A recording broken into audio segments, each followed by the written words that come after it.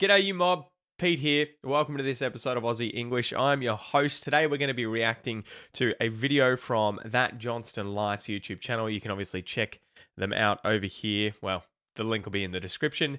Top 8 culture shocks when moving to Oz. Let's just get into it. These are our top 8 culture shocks when moving to Australia. Australians love their sport, but unless you're from Australia, sometimes the sport is a little bit strange. For example, football isn't football. And I'm not really talking about soccer, or am I? It really freaks me out to say the word soccer. For me, I know what football is. And for Australians, they also know what football is. But when you move to Australia, just resign yourself to the fact that you're now probably going to follow the minority sport. It's an interesting one here. Football in Australia can be multiple different sports. If you're talking to a foreigner, they're probably talking about soccer, what we would call soccer, what Americans, I guess, would call soccer. If you're talking to someone from everywhere except for New South Wales and Queensland, football would be AFL, Australian Rules Footy. In Queensland and New South Wales, it's going to be rugby. For me, it's always weird if someone says football or footy and they're talking about rugby, because I'm like, that's not footy. That's not the real footy. Real footy is AFL. But yeah, that tends to be one that a lot of people get confused by when they get here, when you start saying football and you don't mean soccer. And also need a special subscription just to be able to watch it. Football in Australia can mean many things. Football for me means soccer, but football in Queensland means rugby league. And if you come from one of the southern states like Victoria or South Australia, then football can mean AFL. And I still don't understand how that game works, but I want to learn. You can still have a beer at an AFL game, right? But if you come from the UK like me and you still want to watch your beloved football, then you're going to have to become a social hermit, bound to the wee hours of the night, just to watch your darling Premier League. Yeah, it is one of those things. If you want to watch soccer games, generally, especially if they're overseas, you're going to have to stay up until the late hours of the morning. My dad does that quite a bit. He loves soccer. I love soccer. I used to actually prefer it and played soccer loads when I was a kid for school. It was awesome. It's one of the most, if not the most, popular club sports in Australia, funnily enough, you know? So, yeah, I think it is actually, in fact, more popular than rugby and footy in terms of the number of clubs and the number of people, probably mostly kids, playing it. If you don't like it, then take up one of the other many forms of football. And if you're American, well, they also kind of play baseball and stuff too, but probably not your form of football. Be like too hot in all the pads and stuff. Or imagine getting a spider in your helmet. Ooh. The second shock that we had coming from the antisocial rest of the world is the fact that in Australia, people are actually friendly to you. I mean, don't get me wrong, like, people are friendly in other parts of the world. But Australians are kind of like this weird level of friendly. It's context dependent. I was reading something today about Finnish people. Apparently Finnish people in their culture, again, it could be apocryphal, it could be bullshit, but based on the deep research that I did on Facebook and a Facebook post one of my mates shared, apparently Finnish people don't like or participate in small talk. They would much prefer silence. Finns watching this, you guys will have to let me know. But apparently they just don't behave that way. They're not culturally brought up to want to fill space with inane conversations about the weather. In Australia, we do it like crazy. You make small talk with pretty much everyone. It's kind of seen as a friendly, respectful thing to do. You know, if you're alone sitting next to someone at a bus stop and the person isn't a complete weirdo, you're probably going to strike up a conversation with them, even if it's just, you know, how's your day going? Where are you off to? How's the weather? You know, how's your father? Whatever. It's seen as, in Australian culture, polite. It's almost like it's rude if you are alone with someone else in those kinds of social situations out and about in the world. You're stuck together for a short period of time and you don't acknowledge the person or talk to them, look at them, anything like that. Like if I get into a lift and there's someone else there, again, situation and context dependent, you're at least going to acknowledge that person and say, you know, g'day, how's it going? If there's heaps of people, quite often you won't. That's the ironic thing, right? The more people there are, the less you are kind of encouraged or the less you feel like you want to actually interact with them. I guess there's too many people. And this was one of these funny things. I didn't realize how much there's kind of like a small town effect. If you're in the big cities, there's just so many people around all the time that everyone's a lot colder and a lot more kind of socially isolated. When you're out and about, you're not really acknowledging people or talking to people unless you're in those sorts of one-on-one type situations, you know, at a bus stop or a lift or something. When we went on a holiday, my family and I went on a holiday to Lord Howe Island. There's only 260 or 300 residents or something of that island. Everyone would stop you in the street to chat to you. They'd wave to you. They would acknowledge you. You know, it was just nuts how much, because the island had such a small population of people, they were all so much more used to interacting and talking to one another all the time, that it took a few days to kind of get used to the fact that no matter where you go, people will want to chat to you and be like, where are you from? What are you doing? You know, are you here on holiday? Blah, blah, blah. And it was kind of like, for me at least, it was like, man, we're missing this. We miss this today. Community isn't as strong as it used to be, or at least what I imagine it used to be. People greet you on the street.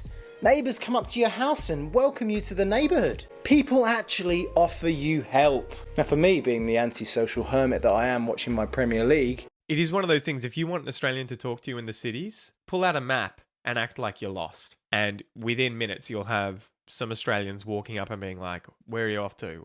Why are you lost? How can I help you? Where are you going? You know, do you need directions? Do you need help, mate? That is a stereotype that is very common in the large Australian cities. And it's probably exactly the same in the small ones too, probably more so. People being friendly to me was a little bit weird and it just took a little bit of getting used to. But when it happens to you in Australia, it really does make you realise how nice the world can be. Now, it is funny, I do want to mention, I had friends living with me when I was in Melbourne who were Estonian. I remember them coming here and being like, why does everyone smile at you like a psychopath? We walk down the street and people look at you and they smile at you and they'll even talk to you. And I remember being like, I don't get it. What do you mean? You know, what's it like in Estonia? And he's like, if you're out and about, you just leave people alone. Don't look at them. Don't talk to them. If you smile at them, they'll think you're weird. They'll think you're a strange dude who wants something, you know? And I was just like, it's so bizarre, right? So I would have to unlearn all of my kind of social traits and behaviors of what I see as being polite and friendly in order to not make people uncomfortable in places like Estonia. And I don't know if that's like an ex-Soviet Union type thing or what, but he would always laugh about it. And then when he went home, this mate, Mart, if you're watching, good on you, mate. When he went home, he had to undo all of those habits, all of those behaviors that he'd undone in the first place when he'd come to Australia. He had to relearn to be cold again when he went back to Estonia. So it was a funny difference. Now, hey, you're going to think to yourself, people around the world are nice, and lots of them are. And you normally notice it when you're on holiday. Maybe it's the weather that makes people happier. Because I can tell you that the dreary darkness of winter kind of makes people the opposite. To be honest, this is one of the best culture shocks of Australia. Calling all social recluses out there. If you move to Australia, it's going to make you a better person. No one wants I don't know about that. No one wants your social awkwardness or unfriendly banter. Australians are genuinely friendly, unless they don't like you. That's when we're even more friendly. But there's no beating around the bush. It's only straight. Now, coming from the northern hemisphere on the other side of the world, having a cold Christmas becomes a rite of passage. But here, cold Christmases? Welcome to the heat, my friend. Christmas in summer. It's hot. This is 100% true. Obviously, it's summer down here in the southern hemisphere. The southern hemisphere when Christmas is obviously taking place. Growing up, it was always really funny watching all these movies and TV shows where it would be a white Christmas. You would have Home Alone. What are some of those other ones? There's loads of these American sort of films and European films where it's all about Christmas, but it's snowing. There's pine trees. For us, it is just normal that you have all these decorations. You have the Christmas tree, which is a pine tree. You have tinsel, which is meant to represent snow. And yet we also have like Santa sitting on a beach, you know, or getting cold beers, or, you know, there's all this stuff that's kind of associated with Christmas that is also summer related for us. And it's just perfectly normal. You just don't think about it. It's sort of like cognitive dissonance or something. You just sort of never let those two things interact. If you don't have aircon, you're going to struggle. That's another thing. Every house, pretty much every house, I think in Australia, especially that's been made in the last probably 20 or 30 years, is going to have aircon of some kind. And I had friends in the UK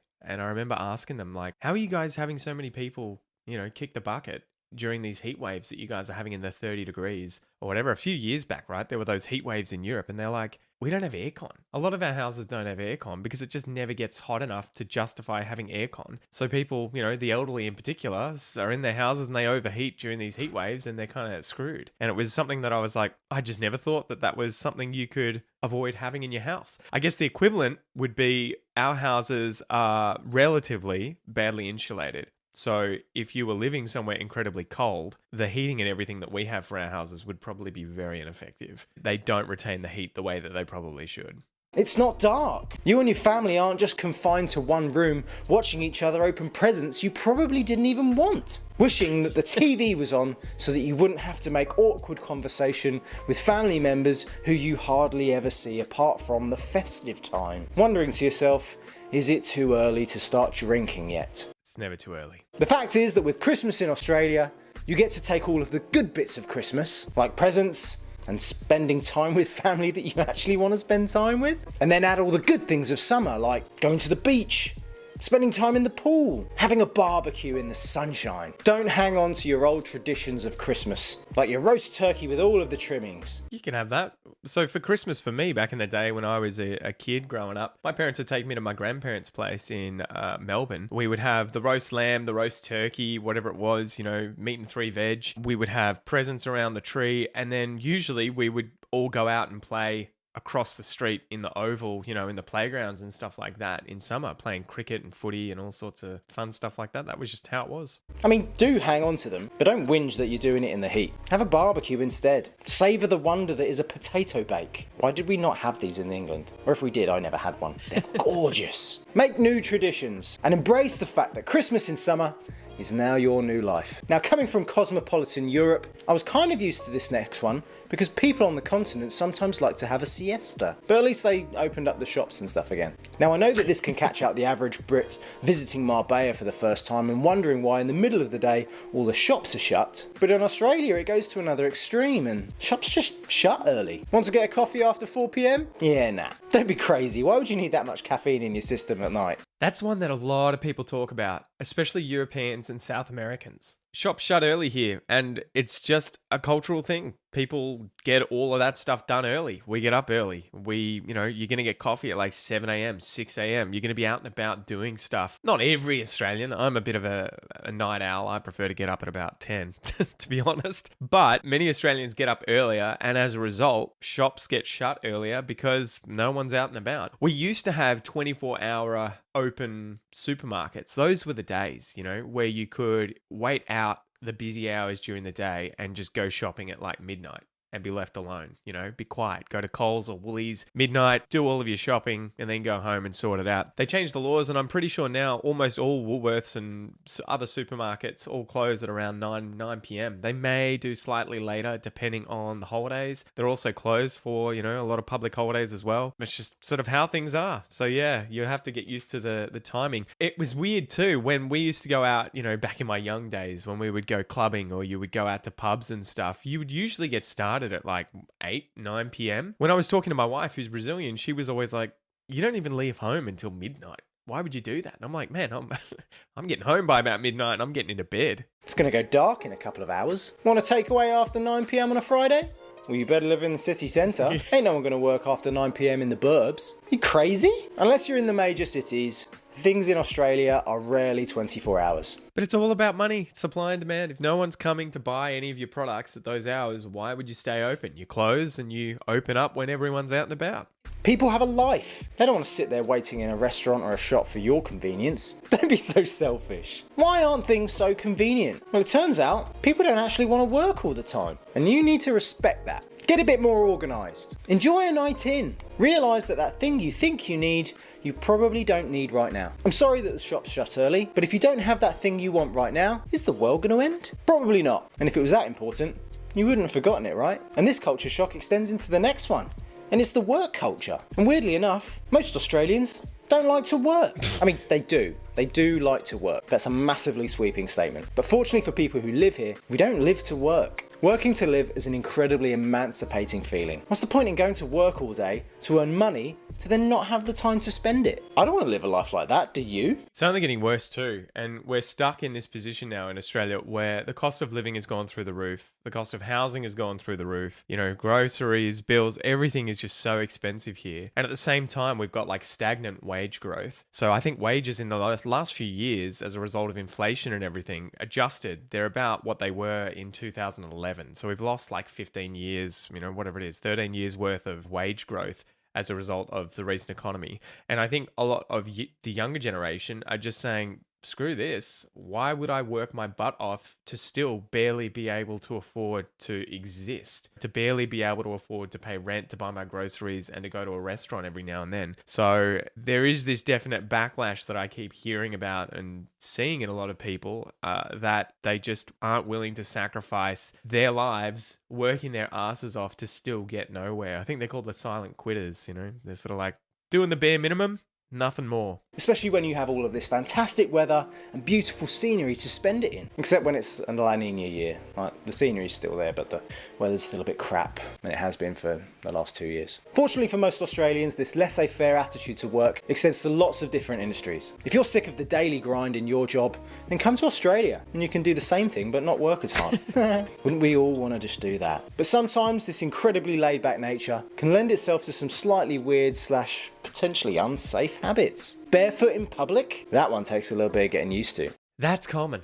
You'll see that all over the place. It's season dependent, usually. I mean, you'll get the odd freak doing it in winter, but generally it's the kind of thing where you're going to the shops after going to the beach or before going to the beach, you know, that kind of thing, where we're going somewhere in thongs or we're going somewhere barefoot anyway, and we're just like, look, I'm just going to quickly nick into the shops and grab something to drink or something like that. It's not, I just go barefoot everywhere all the time because I can't afford shoes, or I just like the feel of, you know, the earth under my feet. I don't know. There are definitely loads of people that do this, and I have been guilty of this as well. And prior to interacting with a lot of foreigners, did not know it was that weird. Especially living up here in the sunshine state of Queensland, seeing people go barefoot in your local Coles can be pretty much a daily occurrence. Oh, yeah. Lots of people do it, especially children. It's like they've got an allergy to shoes or thongs. Just put some thongs on, mate. Protect yourself. Now, for us foreigners who are used to wearing shoes anyway just to keep our toes warm, seeing people go barefoot in public and it's not the beach or a swimming pool can be a little bit weird. But actually, rather than criticising or wondering if they've got asbestos in the soles of their feet, don't criticise. Join them. Everyone talks about that feeling where you can spread your toes in the sand and how liberating it can be. Just be careful in summer, especially on the road. If it's like above 30 degrees Celsius and you walk across that road and it's your first time, you are gonna get some serious blisters. Well, just go barefoot in public, mate. You get that feeling all the time. Except when it's the middle of summer and you step on that black tarmac. Maybe put your thongs on then. There you go. Oh my god. Oh my god. Show me that again. Jesus.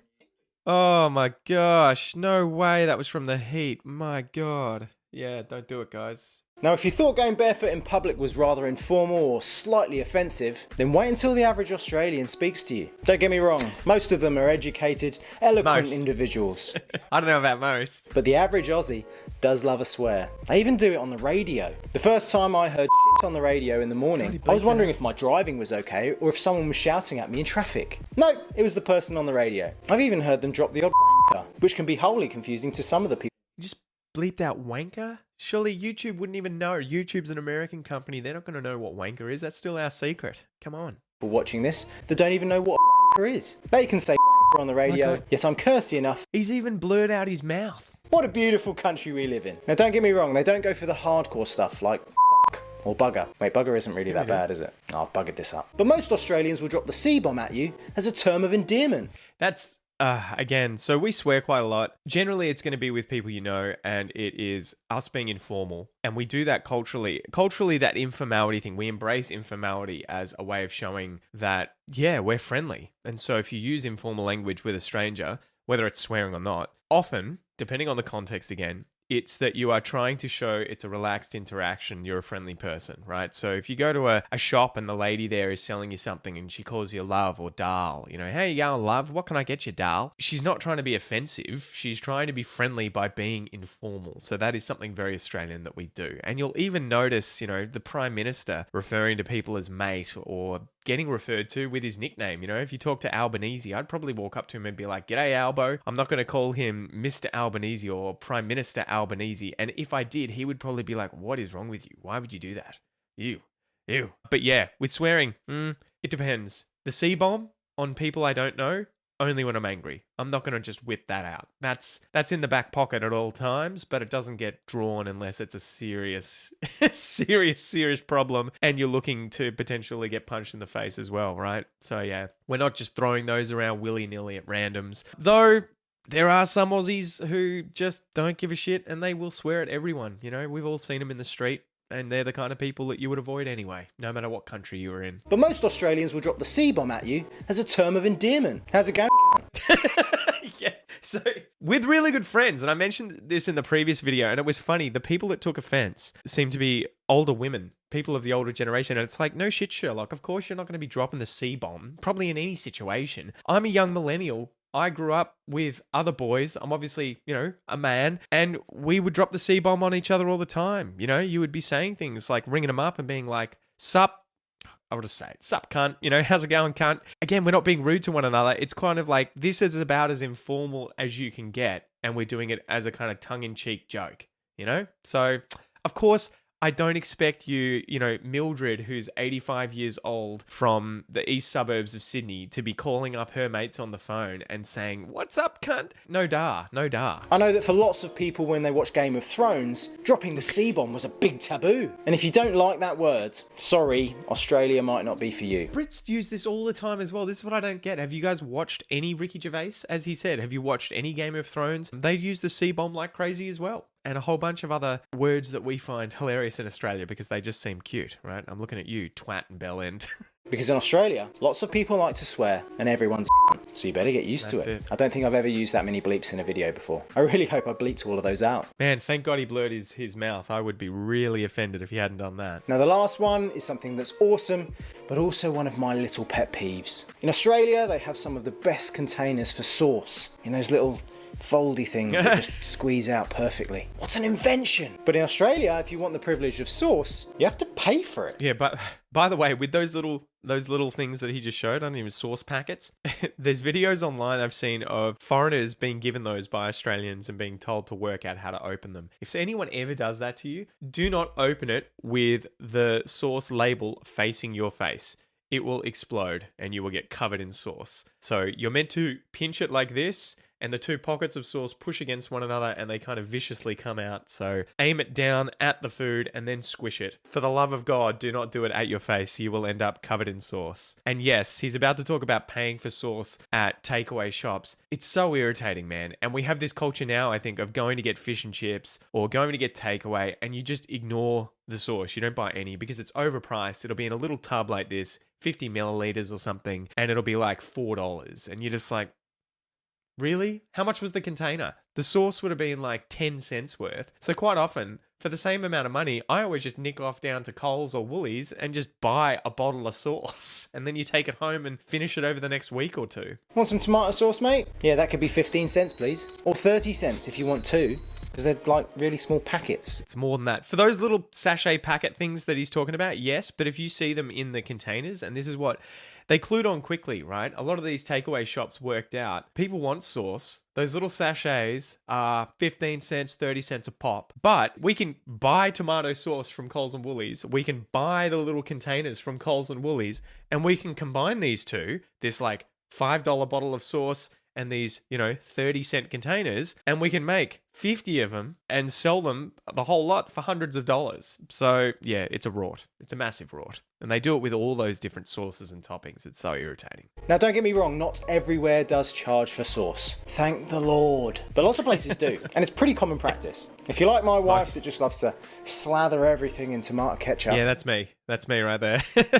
Tomato ketchup. They're not only calling it ketchup is going to be weird in Australia, because it's tomato sauce. Ketchup's different. Ketchup tastes different. I don't know if it's got like more sugar and salt in it or something, but it definitely has a different flavor to it. You can get Heinz ketchup in Australia. Generally, we call it tomato sauce, or if you want to use rhyming slang, dead horse. You can call it dead horse. I'm going to have some dead horse. I don't tend to hear younger people saying that. They may get confused. Because it's tomato sauce, as I've been told many times when I get that confusing look asking for ketchup. But like going to America and having to pay for something and then add on the sales tax, if you want sauce, you're going to have to pay a little bit more. But the good thing is we don't have to tip, because everyone gets a fair wage. And Medicare. And gun laws. What a beautiful country Australia is. Yeah, so anyway, it's interesting to mention there too, we don't have that whole adding GST after the fact, or the sales tax, all that sort of stuff after the fact. So I remember being culture shocked with that when I went to the US, and I would see the price of the thing and I would get my money. This is back when I was a little kid and we went on a holiday there, and I'd be like, okay, we're getting this thing and it's going to be $5.55. I'd get it out, you'd get up there and they'd be like, it's $6.13, and you'd be like, what? Am I dyslexic? Did I, like, what? And they'd be like, oh, the tax gets added on afterwards. You're like, just add it into the price that you put on the bloody wall. Jeez. But yeah, so we don't do that here in Australia. So yeah. And you don't have to tip either. But people will ask you to, because they know a lot of foreigners do, and they get extra money, effectively. Anyway, that's probably enough for today, guys. Hopefully you enjoyed this one. YouTube reckons you're going to enjoy this one next, and I'll see you next time. Tooroo.